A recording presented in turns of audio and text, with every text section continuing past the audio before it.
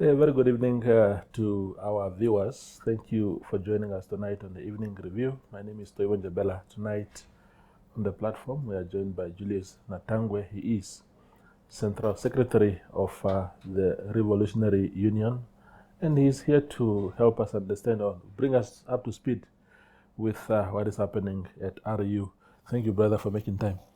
Thank you, Teo. Thank you for having me. Yeah. Thanks to your viewers. Yeah, wonderful. Yeah. So maybe let's just start with RU itself now. So it's is it up and running now? Because there used to be a lot of noise about this new revolutionary union coming up, and then you guys went into hibernation. Is it that you are stuck in the starting blocks, or you are making silent moves? No. We are not stuck in the block. We are now 3 years old. Yeah. We're big boy now. We're running. Yeah. We're running. Yeah. Chasing them big guys. Yeah. So we are in operation fully, and we are doing quite good. The membership is growing very well, and we are doing good. In short, we are already doing good. Okay. So are you like structure wise, are you now up and running, or you still have some loose ends that you are tightening? No, we still have some balls that we need to tighten, of course, but I think we can say 80%, 90% there. We're already there. Yeah. You operate in which particular sectors? In mining sector and public. Okay. Yes. Is that what is prescribed for you upon registration, or you chose just to limit yourself to those? No, I know upon registration we wanted to be diverse and be involved in all the sectors, but we're limited. It's compromises that we had to make at that time so that we can get registered and start operating. But over time, we get to appreciate maybe it was also necessary that we took two.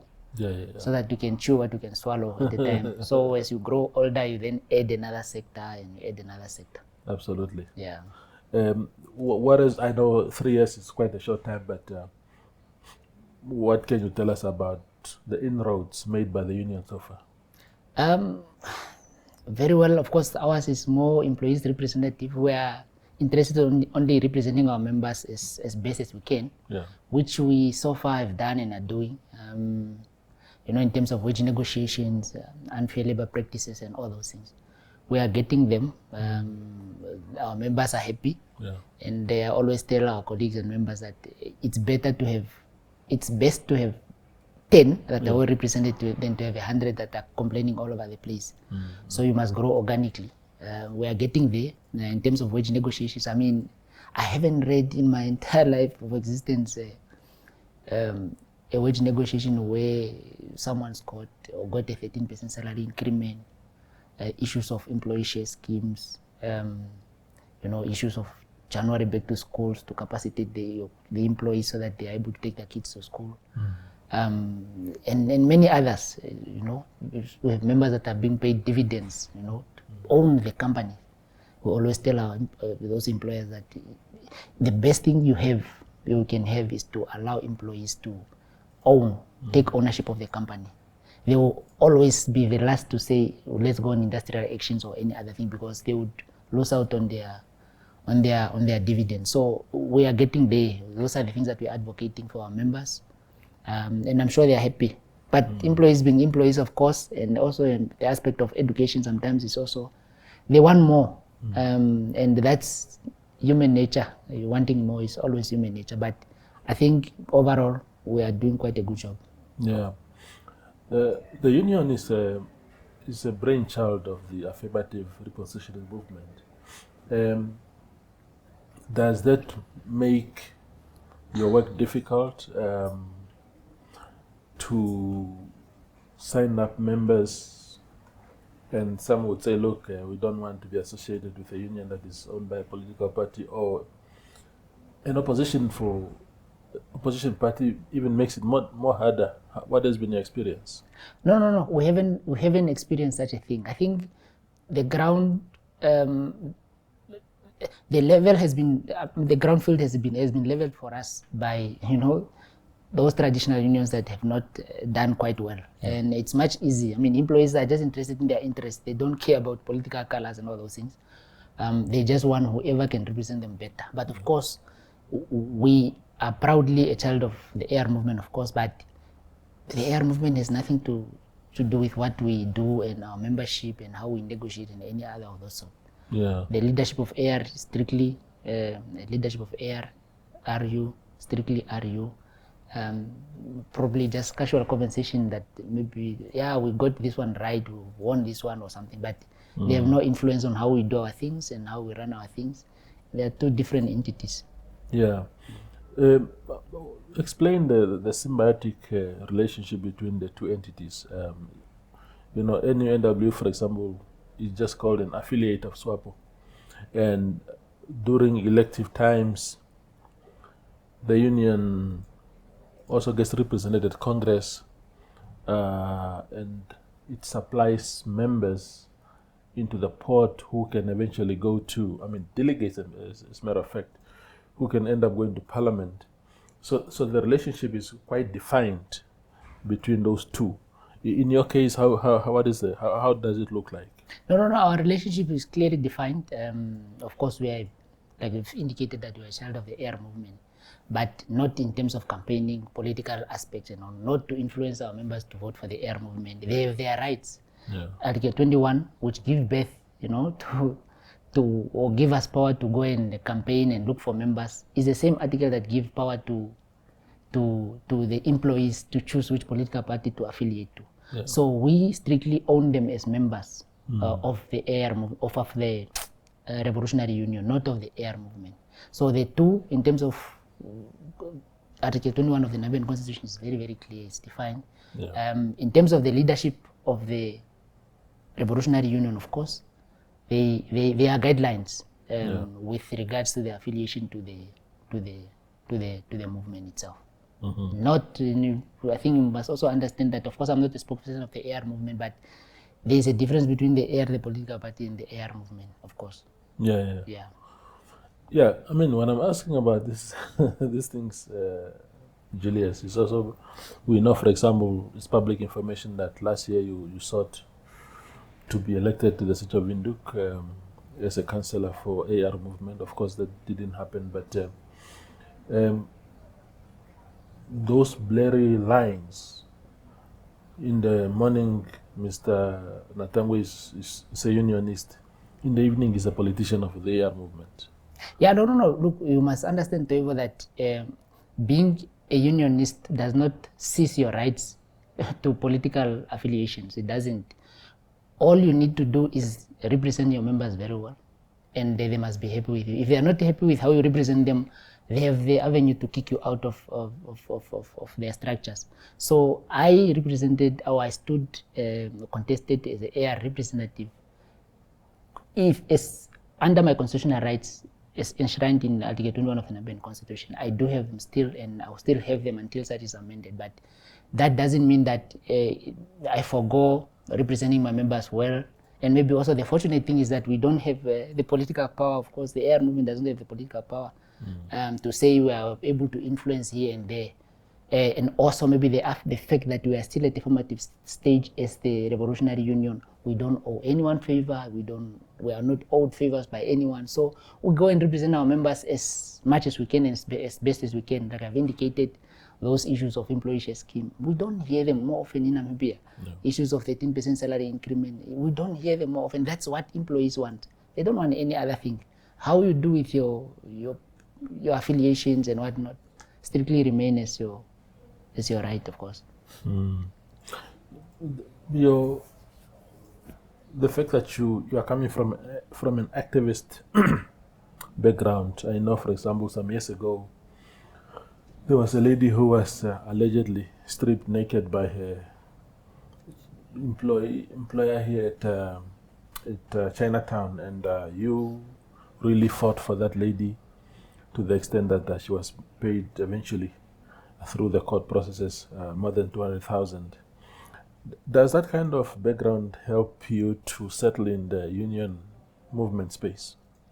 Yeah, it does, of course. But remember, at that time, and that's exactly what gave birth to the registration of the Revolutionary Union, because as activists, we were faced with a lot of challenges that had to do with labor-related issues. And then we realized that these issues will never solve them if you don't have a formal structure that can have the right to go and represent. All you do is make noise in the street, and many a time protest this, protest that, but you are not entering the boardrooms to go and negotiate. That's where the whole thing take place. So we have learned from that angle, of course, but I think we are even getting more sharpened by the fact that we are now able to, attend, stakeholder engagements with the labor commissioner. You are open to go and, consult with the labor commissioner or raise an issue. You are open. You can now read the Labor Act, knowing that you have to represent the employees. You are getting sharpened better. But the other ones, of course, has still instilled those activism in us, and we remain activists. When necessary in those boardrooms, we throw bottles of water. So it also helps you in terms of negotiations. Yeah. Before we go for a small break, are you at liberty to tell us who are the, it cannot be a secret, who are some of the organizations where you have members, where you have bargaining agreements? Yeah, we can confidently say that we have members at operating at Namdeb, operating at Rossing, operating at Swakop Uranium, operating at various municipalities. We have members all over the place. We're all over the place. We have now entered the space, and we are happy to be, representing those members. Yeah. Absolutely. We go for a short break and return with Julius Natangwe.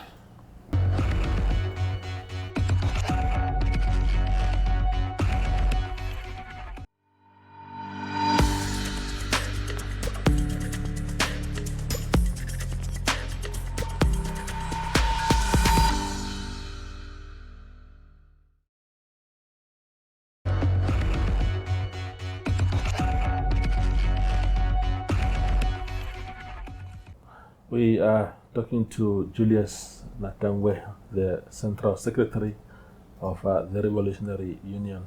Now, my guy, I had another union here yesterday, Naretu, and when I was speaking to Peterson Kambinda, who is in charge there, he was actually saying that the traditional trade union space as we knew it no longer really exists. It has been captured by capitalist interest. Unionists are now dining and wining with owners of companies, and when negotiations come, they don't know who to be loyal to between their members and their sponsors. Now, and he was saying that we exploited the gaps that we saw there. Is that also your approach, or how are you finding yourself in a space that is largely compromised lately? Yeah. I think we are shaped to be, ideologically socialist. We are socialist. We are anti-capitalist in nature. So that assists us much better. We have no business with business communities. That's why even if you read our constitution as the Revolutionary Union, it clearly indicates that our membership fee will be our sole source of income or revenue. We don't go and seek for support, sponsorship from those. We don't own shares in company. We are not in bed with them. We have no business. Our business with them is the interest of the employees and the better working relationship between employer and employees. So, of course, that's a space that we've exploited. And I think the mistake, if I may say, that traditional unions have made is to engage and start venturing into business activities. It compromises your value to represent employees, because every time you try to negotiate on something, then the employer threatens you that you remember the dividends at the end of the year. Remember, so we are not in that space at all, and they are unable to infiltrate and compromise us. So where we need to go and down tool, where we need to compromise in terms of negotiation based on the current realities on the ground, to say maybe the employer is not doing well and you must be cognizant of the fact that employees can lose their jobs and all those things.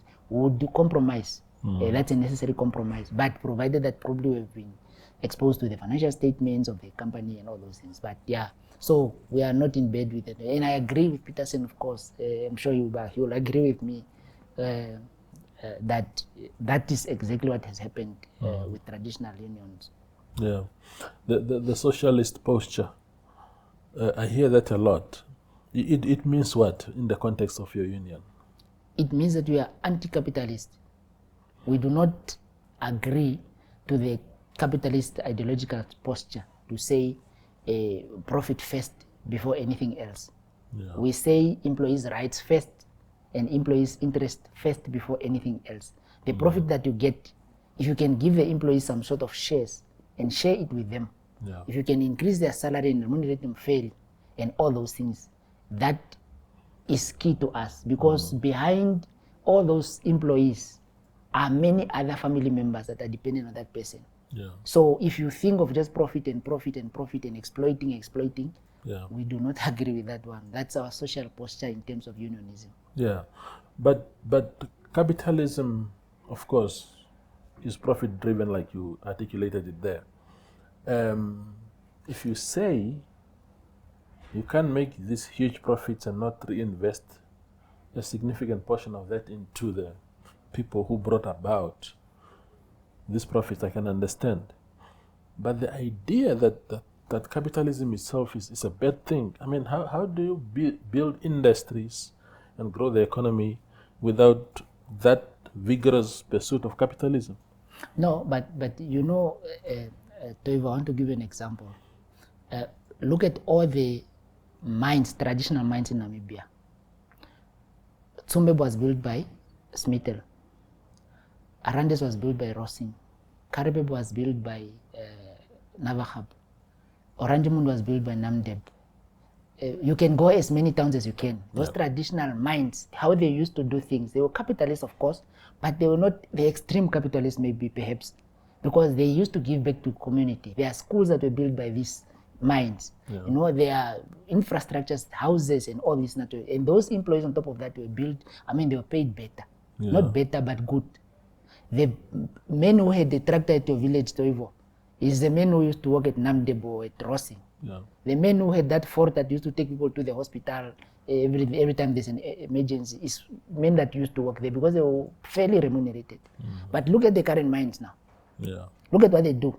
They come, they give to third parties, you do this.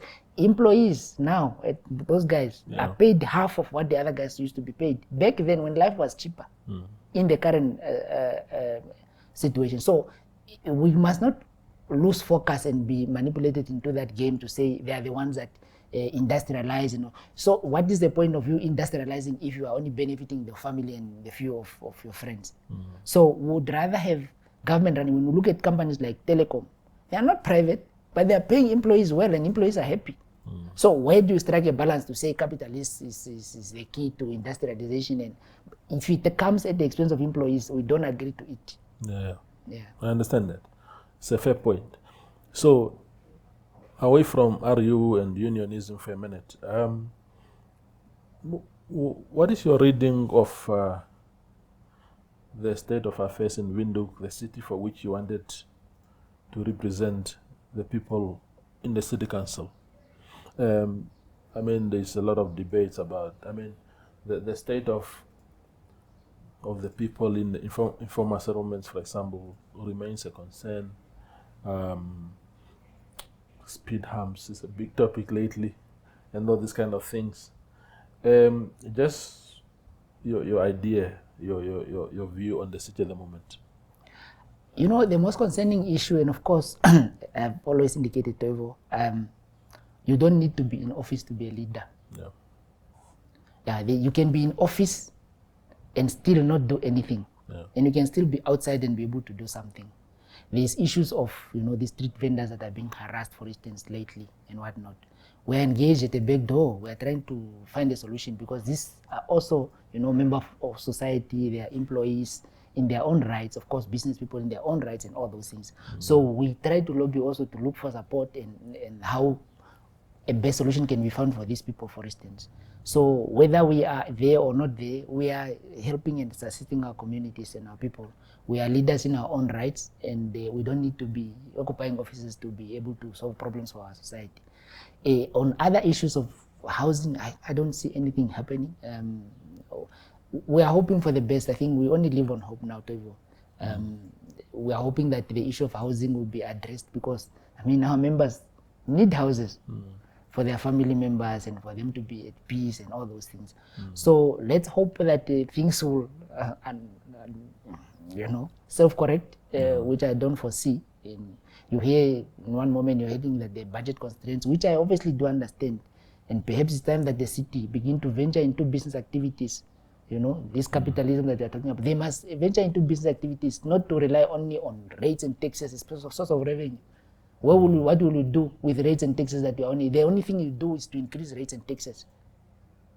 And then people, I mean, that is simply just for operational activities. But in terms of development, how do you develop? Or maybe the best thing is then just what is the model? Give land to the people so that those that are able to vote, bag of cement in the north and here in Windhoek, it's the same price, but in the north you've built a good house. The only issue is ownership of land.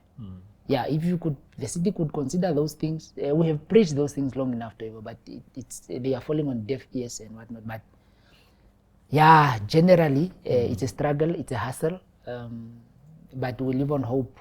We are only concerned about representing our members. That's what we can do. What we cannot do, I mean, we can't stress ourselves over things that we can't do.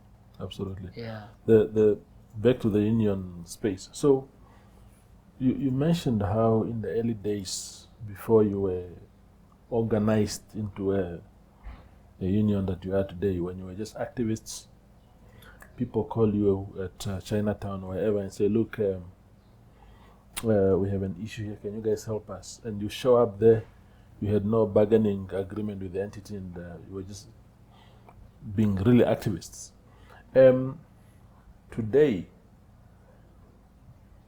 do you confine your work strictly to where you have members only? Or if a situation arises where you are summoned by the people, by the need of the people, and say, look, we don't have a bargaining agreement here, but we have a situation, would you intervene, or you are not, or now it's about your members only?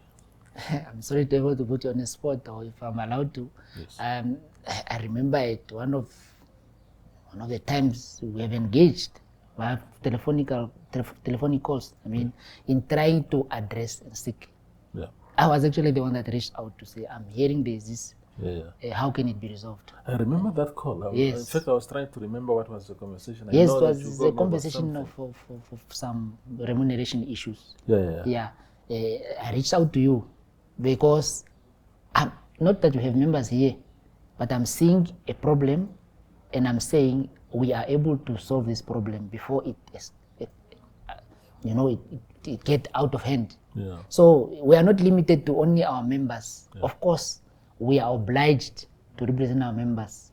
The others we are not obliged to legally, but where we can, and when we see the need, we are able to help, we will help. Yeah. But not that we'll then break off our heads now and use our members' revenue or in money to go and assist other people that do not contribute, unless circumstances are really of different nature. Yeah. Yeah. In the 1 minute that is left, what is the recurring issue, labor issue? What are the main concerns at the moment in that space? When your members or non-members knock at your door, they usually complain about what mostly? The reality is that life is becoming expensive on a daily basis, and I think that's the most burning issue. Employees just want to be remunerated to be able to afford the basic needs. They are not even asking for, luxury. They are asking merely for the this issue of newspaper headlines saying that the employees are remunerated on average 2,000. It's not a joke. You find those contractors at mines, someone working at a mine getting paid, $3,000, a subcontractor there. And you look at these things and you say, but Why are we doing this to each other? And then you go in those boardrooms, you know, the worst thing is you find you are fighting each other as a black people, Namibians, you representing Namibians, your members, and him, a black person, fellow black person, representing the interest of foreigners. Just because he's given, you know, I don't know how much, but to say, and you always say, look, these guys will go one day. They'll go back to their countries. They are here to loot, they are here to exploit, and they are here to maximize in the best interest of their countries. Me and you will be here, and I'll be laughing at you, because that guy will not be there to give you that 10,000 that he gives you. In some instances, God work in mysterious way, you find the same person that we're cautioning is now has now been used by that foreign company, is now fired. They may come and complain and cry at you. So, of course, those are the issues of remunerations, to answer your questions, are the most basic. And just the issue of, especially, you know, the Chinese guys, they have no regard to just employees' rights at all. You keep fighting these people, you keep doing this, you refer the cases, then they go and they just have no respect for law at all. Human rights, those you know, employees' rights and all those things. So yeah, those are the burning issues that we are faced with. But other than that, of course, we can't be here becoming crybabies. We are old enough now to stand up for ourselves and to stand against the wall and face whoever is taking us on. Absolutely. Yeah. Julius, thank you for making time, and I appreciate it. Thank you, Tevo, for having me. Yeah, there is Julius Natangwe. He is Central Secretary of the Revolutionary Union, just bringing us up to speed with the activities of that 3-year-old union. Thank you for watching.